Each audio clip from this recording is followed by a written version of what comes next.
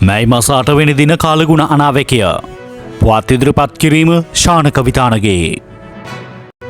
පෑන් පැය අලුත්වන නවතම තොරතුරු දැනගන්න අප සමග රැඳෙන්න.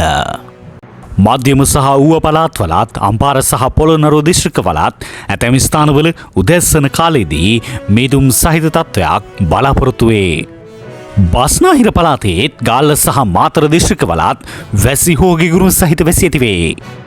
සබරගමුව මධ්‍යම ඌව සහ නැගෙනහිර පළාත්වලත් හම්බන්තොට කුරුණෑගල සහ පොළොන්නරුව දිස්ත්‍රික්කවලත් පසුරු එකින් පසුව තැනින් තැන වැසි හෝ ගිගුරුම් සහිත වැසි ඇතිවේ.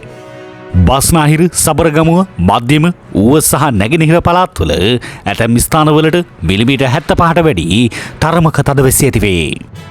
දිවිනේ සෙසු ප්‍රදේශවල සවස් කාලයේදී හෝ රාත්‍රී කාලයේදී ස්ථාන ස්වල්පයක වැසි හෝ ගිගුරුම් සහිත වැසි ඇතිවේ. ගිගුරුම් සහිත වැසි සමග ඇතිවිය හැකි තාවකාලික තද සුළං වලින් සහ අකුණු මගින් සිදුවන අනුතුරු අවම කර ගැනීමට අවශ්‍ය පියවර ගන්නා ලෙස ජනතාවගෙන් කාලගුණික විද්‍යා දෙපාර්තමේන්තුව නිවේදනයක් නිකුත් කරමින් කරුණාවෙන් ඉල්ලා සිටිනු ලැබේ.